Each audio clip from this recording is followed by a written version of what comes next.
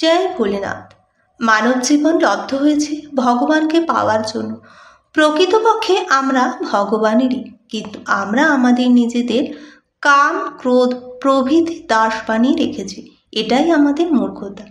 যে ভগবানের হয়ে গিয়েছে তার জীবন সার্থক, যে জগতে রয়েছে তার জীবন সার্থক নয়, নিরর্থক। যে কোনো সাধনার যে কোনো প্রকারে এটি একটি করতেই হবে, যে ভগবানের চরণে অনুরাগ থাকা। ভগবানের চরণে উত্তরোত্তর অনুরাগ বৃদ্ধি পেতে থাকলেই তার জীবন সার্থক। অতএব ভগবানের প্রতি প্রেমের লালসা জাগ্রত করতে হবে। তার জন্য প্রেম স্বরূপ ভগবানের কাছে প্রার্থনা করতে হবে, এবং যতক্ষণ না তা হচ্ছে প্রেম লাভের জন্য নিরন্তর প্রয়াস করতে হবে। আন্তরিকতার সঙ্গে, শ্রদ্ধা বিশ্বাসের সঙ্গে ভগবানের কাছে চাইলে কোনো সংকট থাকতে পারে না। প্রার্থনার সময় এই ভাবা উচিত যে ভগবান, আমার এই সংকট দূর করে দাও। প্রার্থনাতে আর্তভাব থাকা চাই, এবং এই বিশ্বাসও থাকা যায় যে ভগবান এই সংকট দূর করবেনই। যে ভগবানের কাছে তার প্রেম চায় সে তো সর্বোত্তম। কিন্তু যারা পাপের কর্মে রত, পাপের পথে অর্থ উপার্জন করে, তারা যদি ভগবানের কাছে কিছু চায় তা তো মন্দ নয়। জগতের কাছ থেকে পাপের মাধ্যমে চাওয়া অপেক্ষা ভগবানের কাছে চাওয়া অনেক শ্রেয়।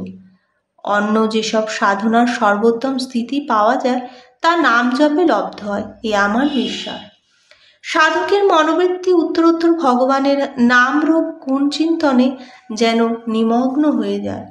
প্রারব্ধে বৃত্তি অন্যদিকে চলে যায়, কিন্তু তাতেই সাবধানতা রাখতে হবে যে তা যেন অন্যদিকে না যায়, আর যদি যায় তো তা যেন ভগবানের সেবা ভাবনায় যায়। মন হলো বৃত্তিগুলোর সমষ্টি। বৃত্তিগুলো যখন একটি মাত্র বিষয় গিয়ে তার রূপ প্রাপ্ত হয় তখন তাকে ধ্যান বলে। শরীরের আরাম নামের অপেক্ষা এবং জীবের স্বাদ সাধকের কাছে এটি বড়ই বিঘ্ন। ভগবানের প্রতি বিভিন্ন ভাব হতে পারে। সর্বসাধারণের জন্য সহজ সরল ভাব হলো ভগবানের প্রতি প্রভুর ভাব। ভগবান আমার প্রভু, আমি তার দাস। এই ভাবটি সর্বত্রভাবে এবং সর্বদা নির্দোষ ভাব। এখানে পতনের বিন্দু মাত্র সম্ভাবনা নেই। দ্বিতীয় ভাবটি হলো ভগবানকে নিজের সখা মনে করা, একটি দাস্য ভাবের চেয়ে উচ্চ স্তরে। এইভাবে মনে মনে সব সময় ভগবানের সঙ্গে থাকবে, ভগবানের লীলার নিরন্তন করবে। এতে ভগবানের বালস্বরূপ অথবা পার্থসখারূপে নিরন্তন করবে। তৃতীয় ভাব হলো ভগবানকে নিজের সন্তান মনে করে তার লীলাকে দেখা, অর্থাৎ ভগবানের প্রতি বাৎসল্য। ভগবান শৈশবে যেসব লীলা করেছেন সেই লীলাগুলো নিরন্তন করা। ব্যাস, ভগবানের এই লীলাগুলোর প্রতি অনুরাগ হোক এবং সেগুলো যেন সম্পূর্ণরূপে সত্যি বলে স্বীকার হয়। চতুর্থ ভাব হলো মধুর অর্থাৎ মাধুর্য ভাব, অর্থাৎ ভগবানকে নিজের প্রেমাস্পদ রূপে অনুভব করা। এরাই হলো গোপীভাব। গোপীভাবের কয়েকটি স্তর আছে, সেগুলোর মধ্যে মঞ্জুরি ভাব সর্বোত্তম। শ্রী রাধা মাধব মঞ্জুরির ইষ্ট, এবং শ্রী রাধা মাধবের সুখ বিধান করা মঞ্জুরির জীবন। মঞ্জুরির প্রতি শ্রী রাধারানীর বড়ই কৃপা, আর তাই শ্রীকৃষ্ণ তার প্রতি কৃপা করতে সদাই তৎপর। এর চেয়ে উচ্চস্তরের একটি ভাব, সেটি হলো রাধা মাধব আমাকে তার জীবনে বিলীন করে দিয়েছে, তিনি তার অঙ্গে আমাকে প্রবিষ্ট করে নিয়েছে। সেখানে প্রথমে শ্রী রাধা মাধবের সঙ্গে ঐক্য অনুভব হয়, পরে সাধকের ওই ঐক্য হয়ে যায়। সেই সবাই উত্তম যেখানে সেবকের নাম পর্যন্ত সেব্য জানতে না পারে। অহংকারের স্বভাব হলো অপমান করা। অহংকারী অপমান না করে থাকতেই পারবে না, সর্বক্ষেত্রে একথা সত্য।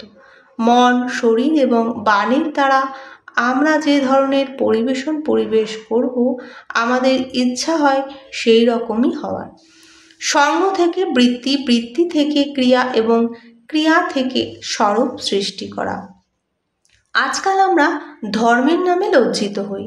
ভগবানকে যারা মানেন তারাও সমাজে সকলের সামনে ধর্ম মানে এ কথা বলতে লজ্জা অনুভব করে। সাধকদের মনোবৃত্তি হলো সর্বদাই ভোগীদের বিপরীত দিকে চলা। ভোগীরা সাধকদের বৃত্তিকে বুঝতে পারে না এবং তারা ওইটিকে ভ্রমপূর্ণ মনে করেন, কিন্তু সাধক তাদের কথায় উদ্বিগ্ন হন না, তিনি অন্তরে প্রসন্ন থাকেন। সাধক এবং ভোগীর দৃষ্টিকোণ খুবই প্রভেদ। ভোগী ভোগের মধ্যে ডুবে থাকে আর সাধক ভোগের ত্যাগ করার মধ্যে মশগুল থাকেন। সাধকের স্বরূপ হলো তিনি তার চিত্তবৃত্তিকে স্বাভাবিকভাবেই ভোগ করে দূরে সরিয়ে রাখেন। ভোগী সুখের জন্য যেসব জিনিস চায় এবং গ্রহণ করে, সাধক সেই সব জিনিস গ্রহণে ঘাবড়াবে না, সেইভাবে জিনিসে গ্রহণ করতে তিনি দুঃখ পান। ভোগীর কাছে মান সম্মান অমৃতের মতো আর সাধকের কাছে হলো বিষয় বিষের মতো। ভোগীর কাছে প্রশংসা সুখকর মনে হয় আর সাধকের কাছে প্রশংসা অগ্নিসম। সাধকের আদর্শ ত্যাগ ভোগ নয়, তার ফলে সাধকের ভোগী প্রলোভন দেখালেও তিনি ভোগ স্বীকার করেন না। বৃন্দাবনে বাস করার মাহাত্ম্য আছে, কিন্তু কেবল বৃন্দাবনে থাকাই বৃন্দাবন বাস নয়। বৃন্দাবন বাসের অর্থ হলো জীবন কৃষ্ণময় হয়ে যাওয়া। পর্দার উপর চিত্রিত গহনা দেখে তার প্রতি আসক্তি প্রলোভন জাগে না। এই সংসার এখানকার ভোগ সামগ্রী পর্দার উপর গহনা, এই বিশ্বাস জাগ্রত হলে স্বাভাবিকভাবে তার প্রতি আসক্তি উৎক্ষেপিত হয়। ভগবানের প্রতি আমাদের দৃঢ় বিশ্বাস হয়েছে কি না তা কোষ্ঠীপাতর হলো ভগবানের প্রতি বিধানে শুভ বুদ্ধি হয়েছে কি হয়নি, তথা দুঃখে ভগবানের সংস্পর্শে অনুভূত হচ্ছে কিনা তা দেখো। ভগবানের কোনো বিধানের প্রতি যতক্ষণ মনে বিষাদ চিন্তা থাকবে ততক্ষণ এটি স্পষ্ট যে ভগবানের প্রতি আমাদের দৃঢ় বিশ্বাস হয়নি। যত মহাপুরুষ ঈশ্বর লাভ করেন তাদের সকলের স্থিতি ভিন্ন, কিন্তু তত্ত্বত সকলেই একই সত্যকে লাভ করেছেন। সাধারণত সাধনার সময় সাধন মার্গের ভিন্নতা থাকে, যেমন কারো কাছে জ্ঞান প্রদান, কারো কাছে ভক্তি প্রদান, কারো কাছে নিষ্কাম কর্ম, আবার কারো কাছে যোগ সাধনা, কিন্তু সকলের কাছেই প্রাপ্ত হচ্ছে ভগবান একই। অতএব মহাপুরুষ সকলেই ভগবানকে সম্মান করে, কিন্তু যে সাধনার দ্বারা তিনি এই তত্ত্ব উপলব্ধি করেছেন সেটিকেই বিশেষভাবে সমর্থন করবেন, কারণ এই সাধনার ব্যবহারিক জ্ঞান তার বেশি। জগতের কোনো সৌন্দর্য স্থায়ী নয়, বর্ধনশীল নয়, তা অনিত্য, বিনাশশীল, ক্ষণভঙ্গুর, অপূর্ণ।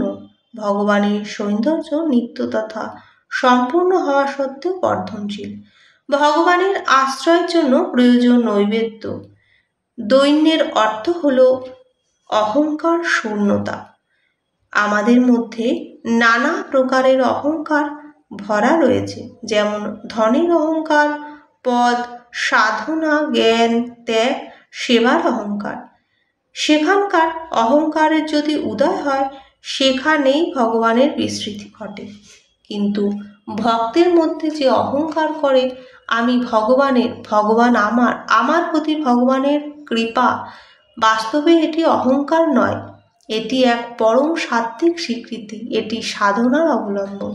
ভগবানের সকল শক্তির মধ্যে কৃপা শক্তি প্রধান। যেখানে তার কৃপা শক্তি চরিতার্থ হয় সেখানে সকল শক্তি কৃপা শক্তির অনুভব করতে দেয় না। অতএব সর্বপ্রথম নিজের অহংকারকে শাসন করো।